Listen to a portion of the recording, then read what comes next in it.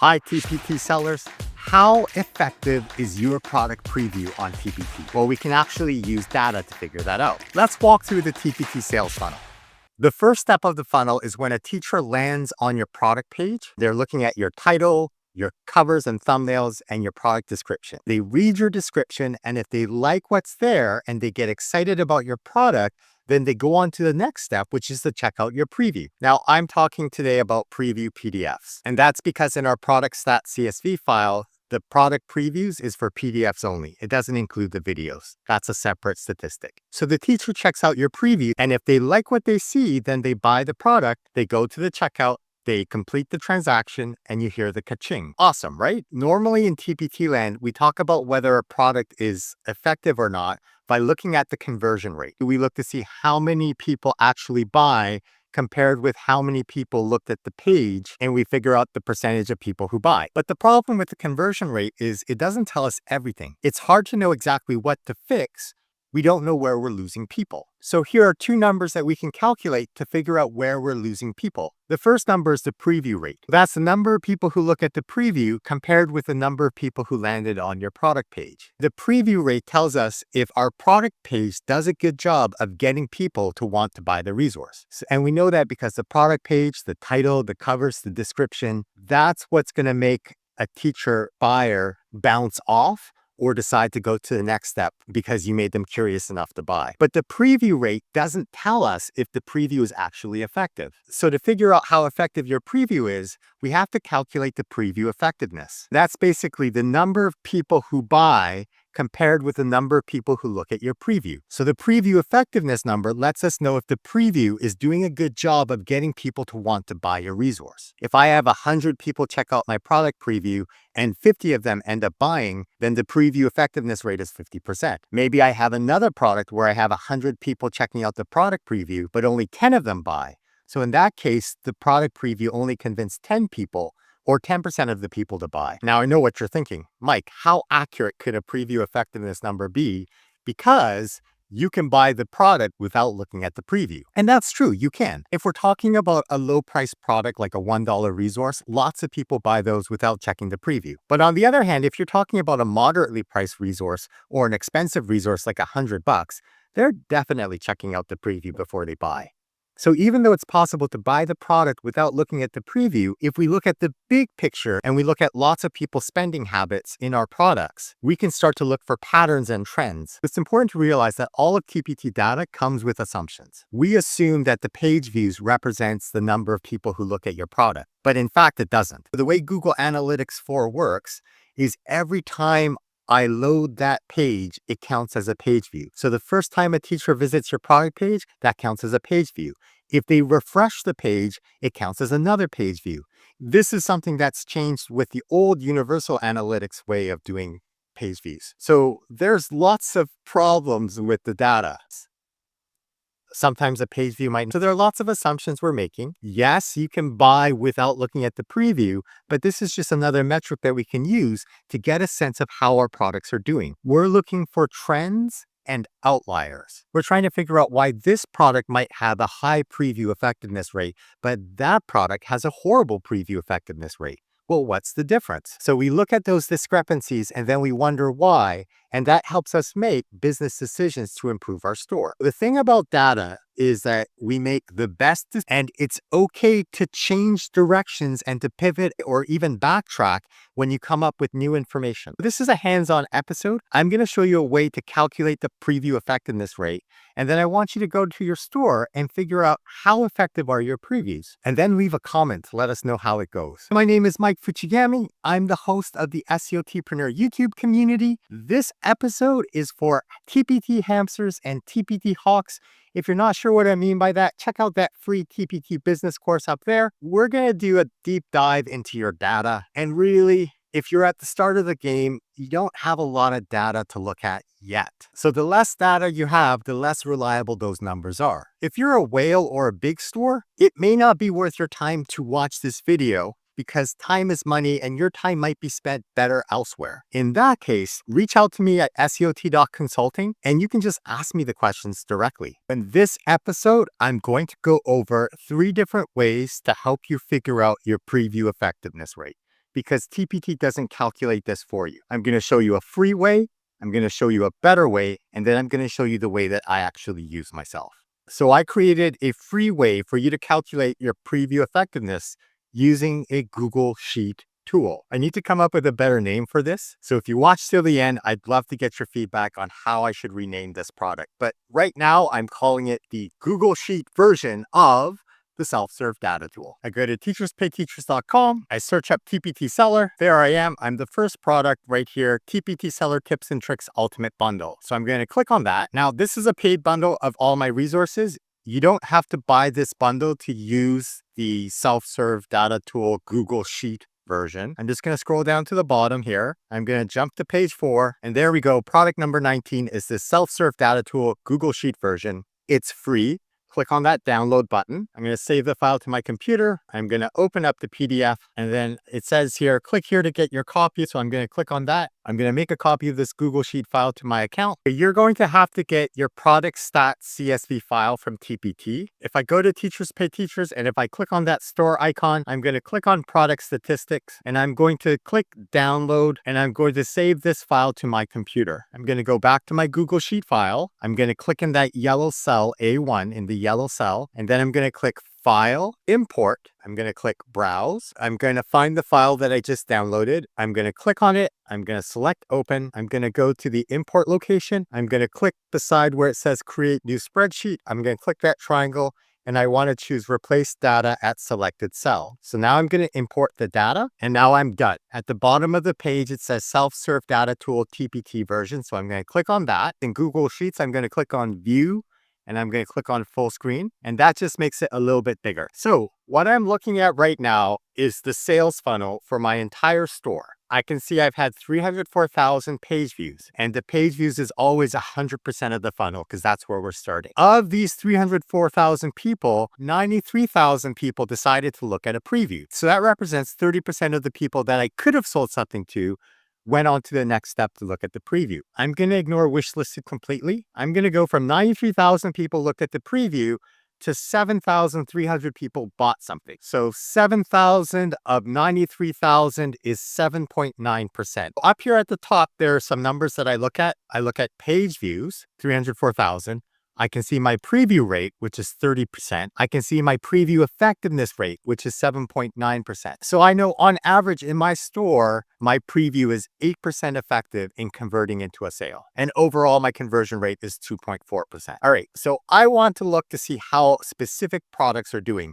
Up here where it says name, if I click on this menu, I can choose my products. These products are sorted in order of total earnings. So if I click on, for example, my reading strategies product, I can see for the lifetime of this product, the preview effectiveness rate is 10%. How does that compare with other products? I'm going to check my 6 C's bundle. For this case, my 6 C's bundle is 33% effective in converting into a sale if you look at the preview. Basically, 1 out of every 3 people who look at a preview ends up buying this product. But look, my preview rate is horrible. It's only 5%. I have 19,000 page views. So it's kind of like having 19,000 chances to sell this product. But my product description is doing a horrible job of getting people excited and wanting to buy this product. And I know that because they're not going to the next step to look at the preview. They're just bouncing off. So I'm losing 95% of my traffic with my product description. In the past, I've talked about a bucket analogy. It's kind of like you're carrying a bucket of water. As I walk from the page view station to the preview station, I'm losing water. And then going from the preview to the checkout, I'm using a different bucket and I'm also losing water. In this example, my bucket going from the page views to the previews has a gigantic hole, and I'm losing 95% of the water by the time I get to the preview. Or in this case, I'm losing 95% of my customers by the time I get to the preview. When I look at this product, the preview effectiveness rate is 33%. Sure, I could try to make the preview even better to try to get more sales, but I think in this case, the leaky bucket is the preview rate. It's low, it's at 5.6%. If I hover over this 5.6 number, a pop-up appears and the pop-up says, want to improve the preview rate? Option 1 is to improve your thumbnails and product description to increase the perceived value of the resource. Option 2 is to encourage people to check out the preview by explicitly saying a call to action like, hey, Click the preview to see what you get. These tips don't change based on the numbers. They're always the same. This is a do-it-yourself product, so you have to learn how to read the numbers. In this case, 5.6% is lower than the 33%. That's the place to work. Let's look at an example of a resource where the preview effectiveness is horrible. Here's an example of a resource where 100% of people who land on the product, of those 100 people, 97% of them check out the preview. They're really interested in this product. And then they look at the preview and only a really small portion of people end up buying. So in this case, I have 202 people checking out the preview and only 5 end up buying. So 5 of 202 people is 2.5%. I lost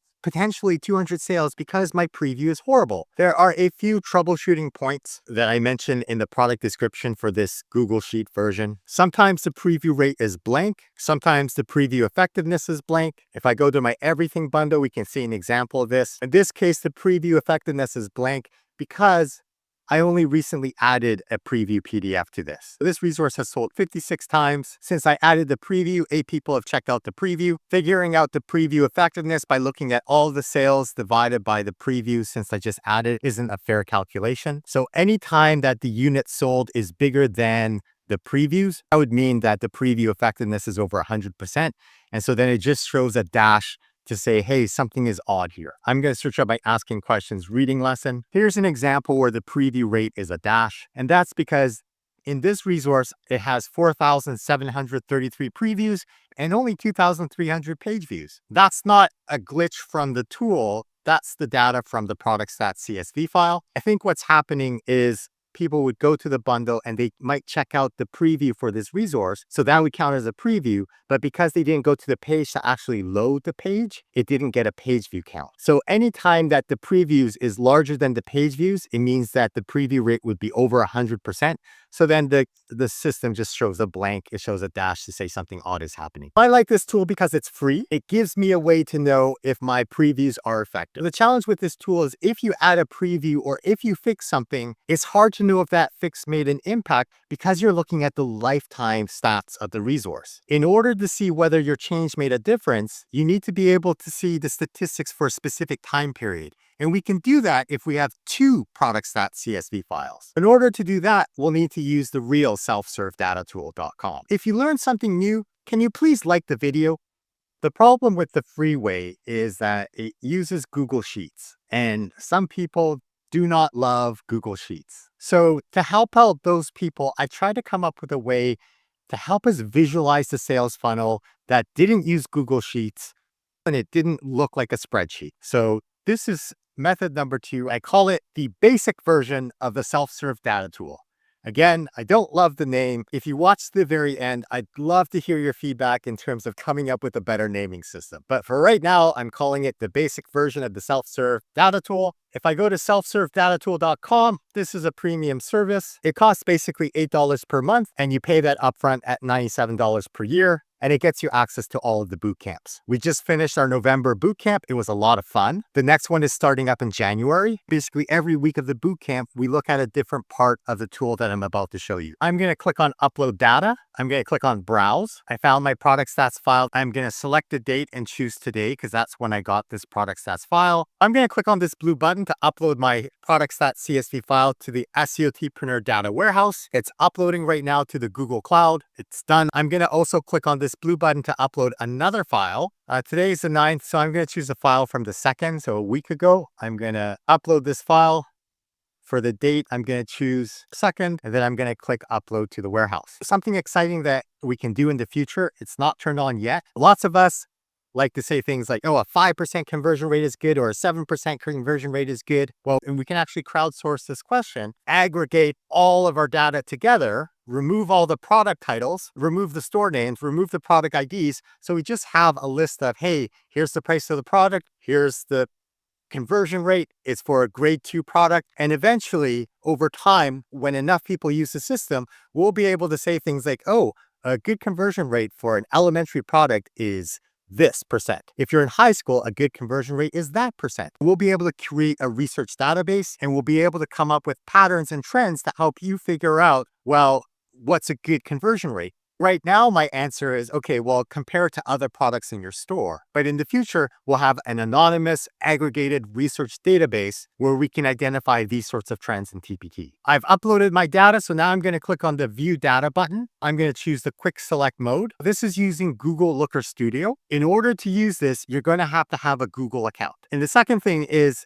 you have to allow cookies. So I'm going to allow that. That's the only way that this tool works. If you're not comfortable with that, or if you're not comfortable uploading your products.csv file into the SEOtpreneur cloud, no problem. That's why we have the Google Sheet tool that you can use. So I've uploaded my data. I'm going to choose my Reading Strategies product here. And I can see that this is product number 45 in my store. At the very bottom, Google Looker Studio has this little arrow, and when you click on it, you can pop open the sidebar, which I prefer to navigate. I'm going to click on the lifetime option here. I can see for the lifetime of this product, my preview effectiveness rate is down here. It's in 9% in this box. I can see my page views. I've had 58,000 page views. I can see my preview rate is 23.5%. So basically 24% of the people who read my product description love it and they want to look at the preview. When they get to the preview, only 9% of them decide to buy. If I was going to work on this product, I tried to improve the preview. But the cool thing is I've uploaded a product stats file for 7 days ago. So on the left-hand side here, I can click on last 7 days. And for this reading product, I can see that in the last 7 days, the preview effectiveness has been 3%. I suspect what can happen is if I visit the page and then I load the page and then I look at the product preview, I think that counts as an event in Google Analytics 4, right? And it counts as a preview. And then if I look at the preview again, I think that counts as another preview because this is a bundle. So it's not included in other resources. I take data with a grain of salt, but something that I notice here is that my preview effectiveness rate is lower. Well, what was it like in the last 14 days? So I upload a lot of product stats files into the cloud. I have one from November 25th. I can see that my preview effectiveness was 5% over the last 14 days. What if I click at the last 28 days? So this is showing the last 27 days. My preview effectiveness rate is 5%. What if I look up the last 90 days? Because I've uploaded a lot of product stats files. So I have one from September 11th here. I can see that over the September period, my preview effectiveness was a lot higher. It was 7%. In the November bootcamp, one of the products I worked on as part of my homework was my everything bundle. So let me just search up everything bundle here and I'll go back to lifetime stats. It's not loading the preview effectiveness because there are 56 sales and only 8 previews. And those 8 previews are recent. This product has been up for a while and it's sold 56 times. I keep track of all the changes I make in my store using a Google form. This system is part of my ultimate bundle. It's TPT seller tip number 5. Basically what I can do is if I copy my store URL and I paste it in my Google Sheet, I can see all of the changes that I've logged for this resource. I can see that I added my preview on Monday, November 4th, added short preview with social proof quote. And as part of my homework in the bootcamp, I wrote about it. Here's what my funnel looked like before I added the product preview. And here's what the preview looked like. It would have gone straight to the first product. So there was no preview for the whole bundle. But now if I go to the everything bundle and if I click on preview included previews, I can see here's the bundle overview. One of the things that I learned in the bootcamp was, hey, I need to add a preview and try to increase perceived value of the resource with social proof. So I try to add some social proof in here. I made this change on November 4th. So that's about a month ago. I'm going to choose on the right hand side, there's an option here. This is advanced, but I can choose the dates to analyze this resource. So I'm going to choose the dates. I'm going to go down to November 4th. I'm going to choose only that one. And then I'm going to go up to the top here and I'll choose December 5th because that's the closest I have to the 4th. And I can see that my preview effectiveness rate is 13% and I made a sale. Okay, how is this resource doing the month before November 4th? Here's my date picker. So I'm calling it time period CD. And I'm going to go down to November 4th again. So only that. And then I've uploaded, as you can see, a lot of product stats files. So I have some flexibility.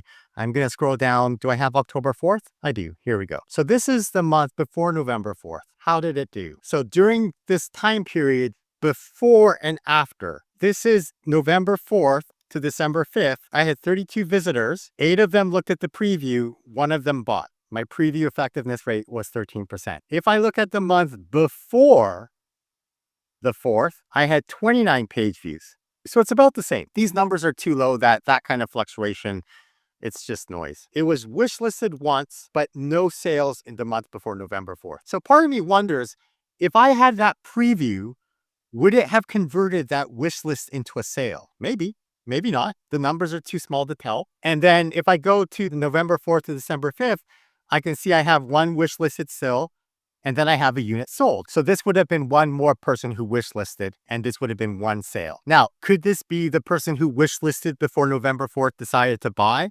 Maybe. I didn't sell any of this resource during the Black Friday sale, so it wasn't like that. And obviously the numbers here are too low to say anything definitive, but we're looking for patterns and trends. So maybe adding a preview here worked. At this point, it's hard to say. I like the basic version on the self-serve-data-tool.com because there's no Google Sheets. It's easy to upload your product stats CSV file. Oh, and if you upload more than one product stats CSV file, then you can compare time periods. And I think that's a game changer. But I know that not everyone will love this self-serve-data-tool.com because some of us prefer tables. There's a lot of hopping around, and not everyone will be comfortable uploading their data and having that part of an anonymous, aggregated research database. So if you don't want to be part of the research database, definitely use the Google Sheet version. If I go to the home page and if I scroll down to the bottom, if I want to learn more about this research project, I can check out the information. There's a Q&A section about how the data is kept private and secure. If you learned something new,